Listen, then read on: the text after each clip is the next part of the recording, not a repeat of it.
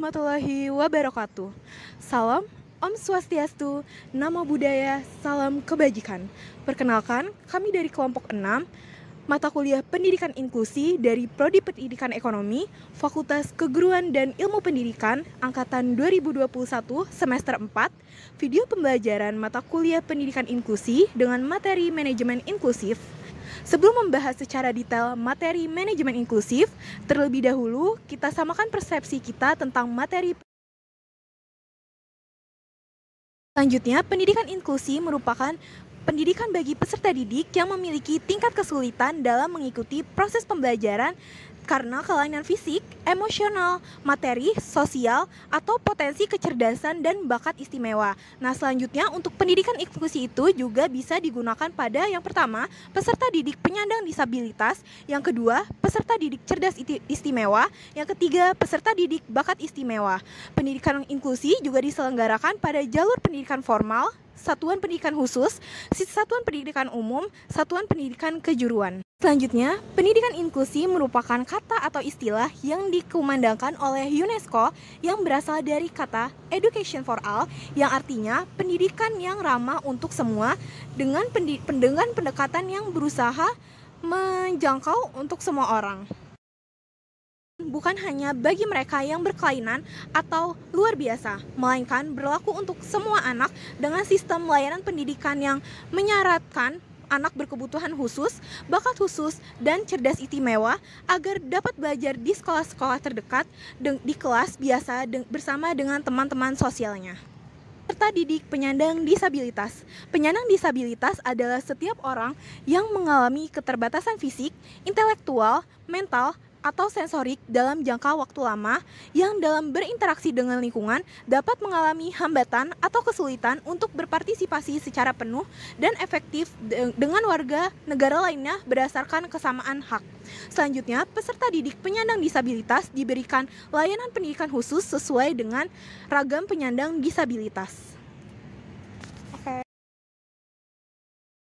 Akan menjelaskan mengenai cerdas istimewa. Apa itu cerdas istimewa? Cerdas istimewa adalah anak yang memiliki karakteristik yang khas yang berbeda dari anak biasanya. Dengan begitu, mereka memiliki kebutuhan belajar dan psikologi yang berbeda. Mereka ini membutuhkan pelayanan pendidikan khusus seperti pada program akselerasi atau kelas khusus. Hal ini diupayakan agar mereka dapat mengoptimalkan kemampuannya dengan baik.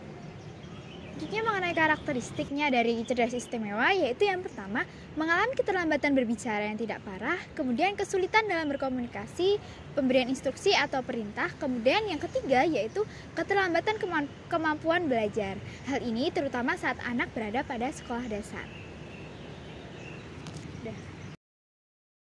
Selain cerdas istimewa, juga ada yang dinamakan dengan bakat istimewa. Nah, bakat istimewa merupakan layanan pendidikan khusus yang diselenggarakan bagi peserta didik yang memiliki potensi kecerdasan yang luar biasa, kreativitasnya tinggi, dan juga komitmennya terhadap tugas. Nah, bedanya antara cerdas istimewa dan juga bakat istimewa ini, cerdas istimewa berhubungan dengan akademik, sementara bakat istimewa lebih spesifik pada bidang praktikal, bisa dalam bidang olahraga, musik, menari, dan sebagainya.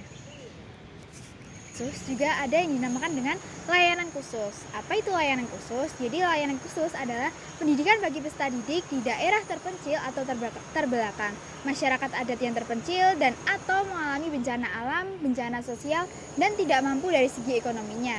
Nah, layanan khusus diselenggarakan pada jalur pendidikan formal, non-formal, atau informal. Nah, contoh dari layanan khusus itu sendiri ada seperti sekolah kecil, sekolah terbuka, sekolah darurat, sekolah terintegrasi, kemudian program ADAM, dan juga sekolah atap.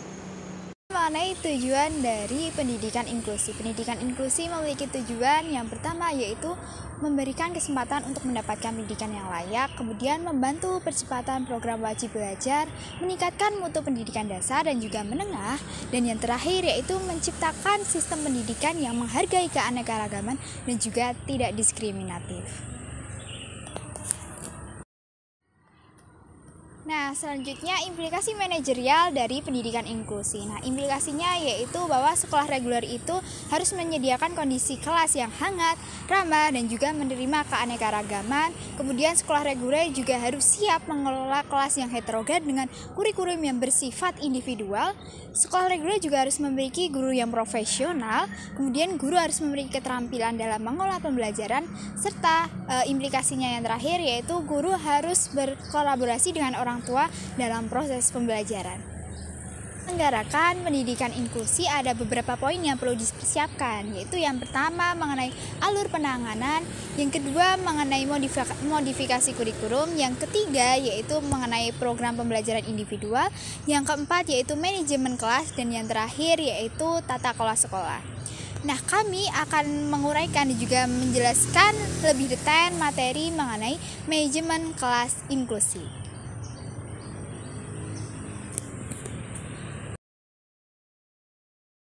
Terdapat 5 prinsip penataan lingkungan yang perlu diperhatikan dalam penataan kelas, yaitu yang pertama adalah visibility. Visibility adalah penempatan dan penataan barang-barang di dalam kelas agar tidak mengganggu pandangan peserta didik. Kemudian yang kedua adalah accessibility. Accessibility ini memberikan kemudahan kepada peserta didik agar mudah menjangkau alat dan sumber belajar selama proses pembelajaran. Selain itu, jarak tempat duduk harus cukup untuk dilalui peserta didik sehingga mereka dapat bergerak dengan mudah tanpa mengganggu peserta didik lainnya. Yang ketiga ada flexibility, yaitu barang-barang di dalam kelas harus mudah ditata dan dipindahkan. Yang keempat ada kenyamanan, ruang kelas nyaman, tidak berisik, dan cahaya terang. Dan yang kelima ada keindahan. Keindahan yaitu penataan ruang kelas yang menyenangkan dan kondusif saat proses pembelajaran. Kemudian selanjutnya ada faktor yang perlu diperhatikan dalam pengelolaan kelas, yaitu yang pertama faktor mobilitas. Faktor mobilitas ini adalah kelas harus aman untuk setiap anak tanpa terkecuali. Selain aman, sarana dan prasarana harus aksesibel atau memberikan kemudahan dalam melaksanakan pembelajaran untuk mobilitas. Yang pertama ada anak tunanetra duduk di dekat papan tulis, yang kedua anak tunarungu duduk di baris paling depan untuk mempermudah membaca gerak bibir, dan yang ketiga itu ada anak tunadaksa duduk di baris pinggir dekat pintu agar mudah keluar, masuk kelas, dan meletakkan tongkat atau kursi roda. Dan yang kedua ada faktor dukungan teman sekelas. Yang pertama itu ada guru harus mendorong dan merangsang teman lain untuk memberikan dukungan siswa inklusi di kelas agar berpartisipasi. Yang kedua ada bekerja sama dengan orang tua untuk menciptakan kelas yang hidup. Yang ketiga ada guru harus mengembangkan interaksi antar teman. Dan yang keempat, diskusi dengan siswa, orang tua, dan keluarga agar mereka membantu mengembangkan kelas yang dinamis.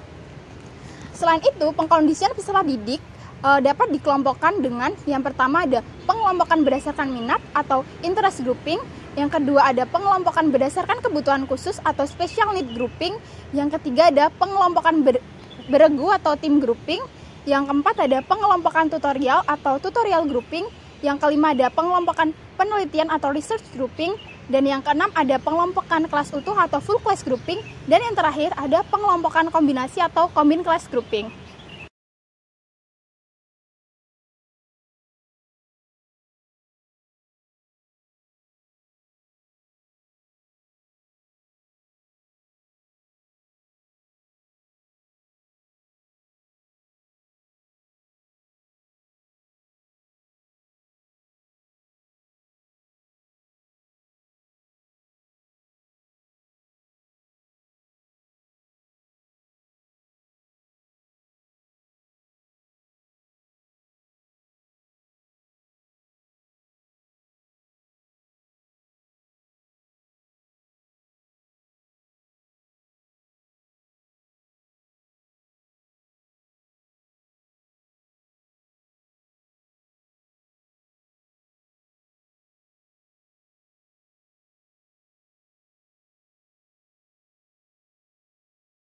Strategi pembelajaran dalam kelas inklusi yang menjadi tantangan bagi guru dalam hal manajemen kelas.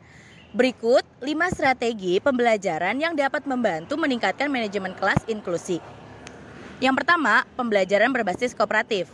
Dengan menerapkan pembelajaran berbasis kooperatif ini, siswa dapat bekerja sama dengan kelompok kecil untuk merancang proyek atau menyelesaikan tugas, sehingga dapat memberikan kesempatan bagi siswa untuk terlibat aktif dalam proses pembelajaran.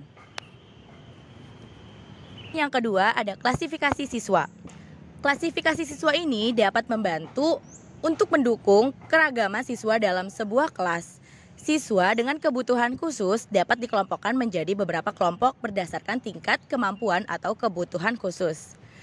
Meningkatkan kemungkinan keterlibatan dan keberhasilan setiap siswa dalam pembelajaran kelas. Ketiga, ada pendidikan terpadu. Pendidikan terpadu ini dapat membantu mengembangkan kemampuan siswa dengan kebutuhan khusus dengan konteks yang lebih luas. Hal ini memungkinkan semua siswa dapat belajar bersama dalam lingkungan yang ramah dalam membangun rasa sosial dan juga akademik.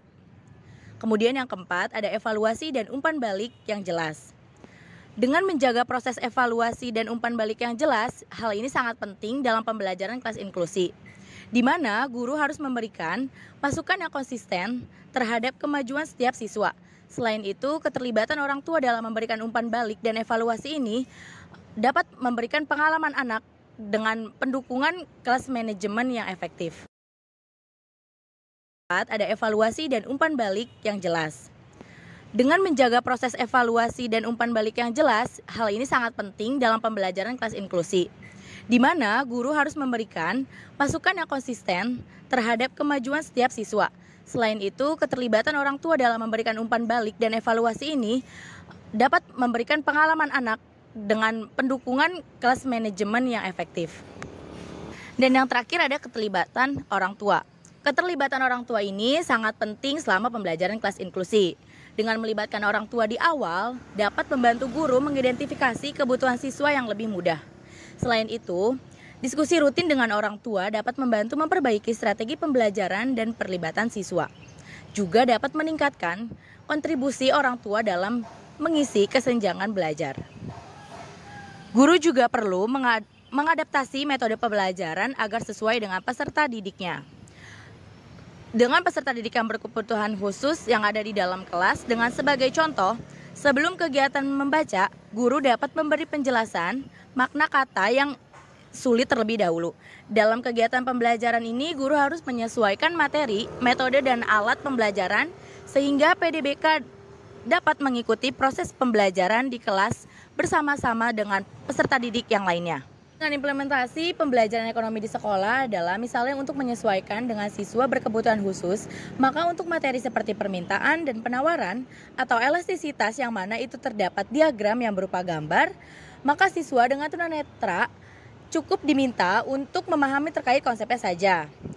Kemudian implementasi yang lain yaitu untuk mempermudah siswa tunarungu dalam memahami gambar atau bentuk dari kurva permintaan dan penawaran, maka guru dapat menempatkan siswa tersebut pada barisan paling depan agar mudah membaca bibir ketika guru menjelaskan pergerakan dari kurva tersebut. Demikian video pembelajaran kami atas materi manajemen kelas inklusif. Semoga video pembelajaran ini dapat menjadi salah satu wawasan dalam penerapan pendidikan inklusi dalam mata pelajaran ekonomi di SMA. Jika ada kritik atau saran dan tambahan lainnya bisa menuliskan dalam komentar. Atas waktunya kami ucapkan terima kasih. Wassalamualaikum warahmatullahi wabarakatuh. And don't forget to like, Comment, Share. And subscribe. Bye.